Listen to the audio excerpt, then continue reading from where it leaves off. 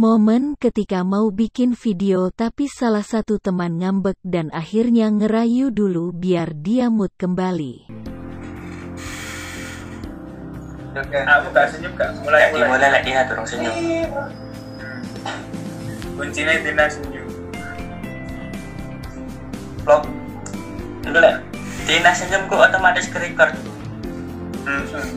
Es otomatis. Ini wes aja wes di setting ngono.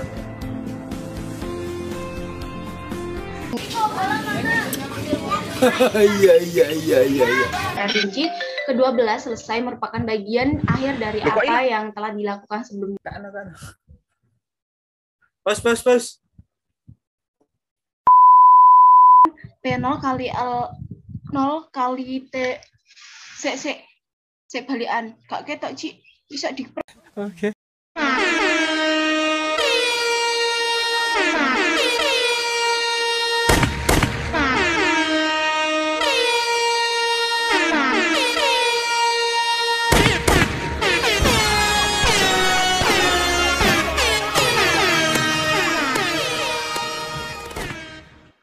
Assalamualaikum warahmatullahi wabarakatuh. Kami dari kelompok 7, praktikan proses manufaktur. Di sini kami akan mempresentasikan tentang modul 4, yaitu pengaplikasian permesinan pembuatan rak sepatu. Ini adalah anggota kelompok 7. Yang pertama ada Angelina Hayuning, kemudian ada Endang Agustina, dan kemudian ada Marjatul Magfirah, NPM 21016, dan Ahdan Sahali 21041. Kemudian ada Danang Amin S dengan NPM 21017, dan saya sendiri Isa Abdul Salam NPM 21053. Selanjutnya akan dipaparkan oleh teman saya. Pada presentasi kali ini terdapat beberapa bagian. Yang pertama adalah pendahuluan, yang dimana berisi latar belakang, rumusan masalah, tujuan praktikum, serta manfaat praktikum. Latar belakang dari pengaplikasian permesinan itu sendiri adalah karena penggunaan mesin saat ini sudah mencakup seluruh aspek dalam kehidupan manusia, baik dalam industri maupun kegiatan sehari-hari.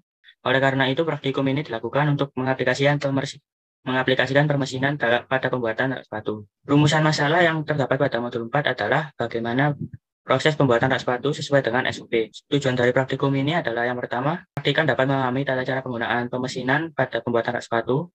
Praktikan dapat memahami fungsi K3 dan penerapannya. Dan juga praktikan dapat menganalisa perhitungan efektivitas dari produksi pada pembuatan rak sepatu. Manfaat dari praktikum ini adalah yang pertama, praktikan mampu menerapkan K3 pada pembuatan rak sepatu. Yang kedua, praktikan dapat menerapkan pengetahuan dari modul awal hingga modul akhir ke dalam praktik langsung pada pembuatan sepatu.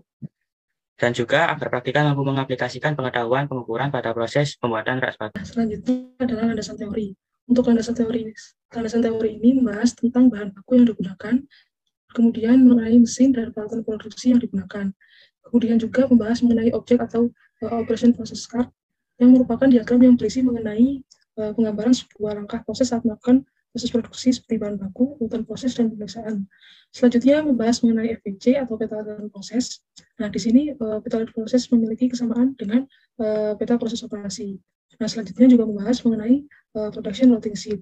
Nah, routing sheet ini merupakan suatu bagian yang memperlihatkan kebutuhan bahan, kapasitas mesin, efisiensi mesin, dan lain-lain.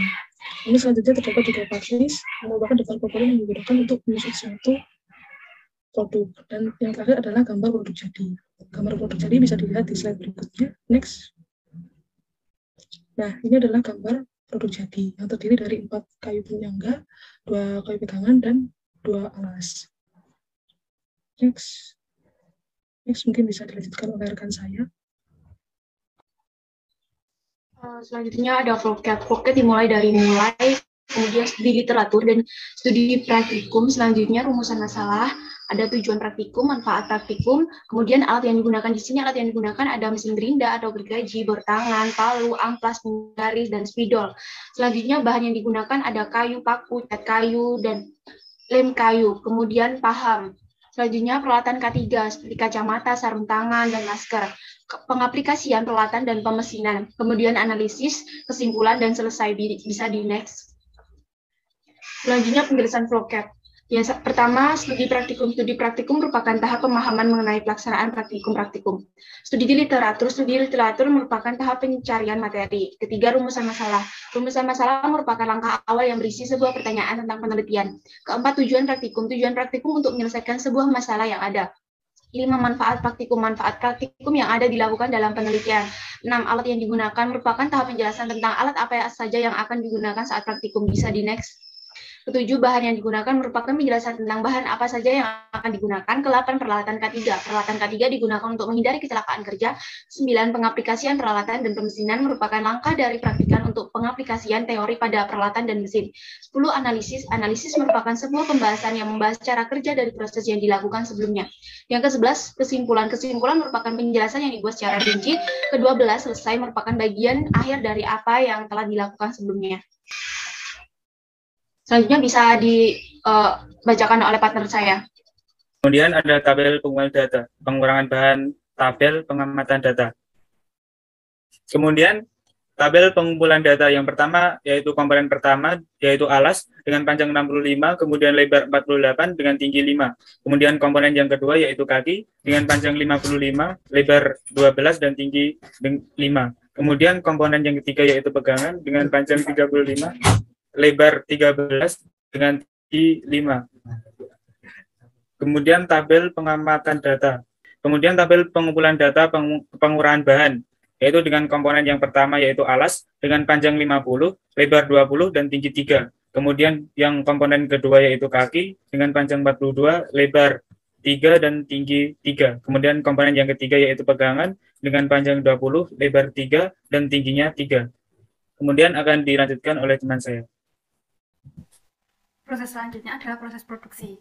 Dalam proses produksi terdapat gambar dan analisa produk di mana pada alas dengan ukuran 50 x 20 cm x 3 cm, kemudian pada kaki rak sepatu menggunakan ukuran 42 cm x 3 cm x 3 cm, dan pegangan rak sepatu menggunakan ukuran 20 cm x 3 cm x 3 cm. Lanjut. Pada proses produksi diawali dengan pengukuran pada bahan, kemudian dilakukan proses pemotongan. Setelah dilakukan proses pemotongan menggunakan alat dan mesin yang digunakan, kemudian dilakukan pengamplasan untuk menyempurnakan bahan. Setelah itu dirakit, dan setelah melakukan proses perakitan dilakukan proses pengecatan, kemudian proses finishing. Selanjutnya yaitu gambar peta yang ditampilkan yang sebelah kanan yaitu gambar peta OPC atau peta proses operasi, dan sebelah kiri yaitu peta FPC, yaitu peta aliran proses. Selanjutnya yaitu produk routing, dan sebelah kiri yaitu part list. Selanjutnya akan dijelaskan oleh partner saya.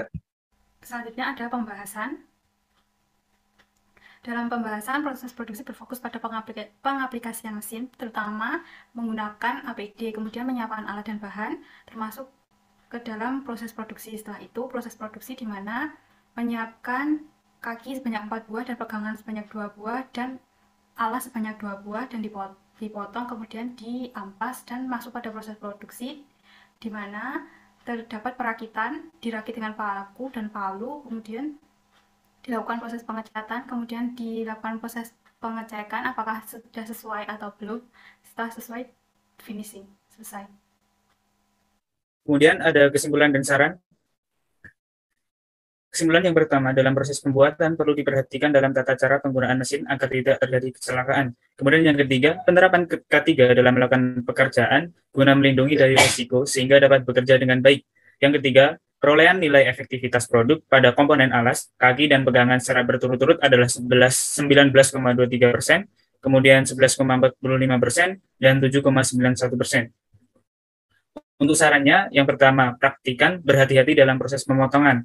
Yang kedua, praktikan menggunakan mesin yang sesuai dan beragam. Yang ketiga, praktikan membereskan lingkungan kerja setelah pengerjaan. Selanjutnya, daftar pustaka. Daftar pustaka ini kita mengambil dari 7 buku, 6 jurnal, dan 1 internet. Selanjutnya ada lampiran. Yang pertama, volume bahan sebelum diperoleh V0, komponen 1 alas, rumusnya V0 kali L0 kali T0 sama dengan 65 kali 48 kali 5 sama dengan 15.600 cm pangkat 3. Selanjutnya ada komponen 2 kaki diperoleh 3.300. Selanjutnya komponen 3 atau pegangan diperoleh 2.275.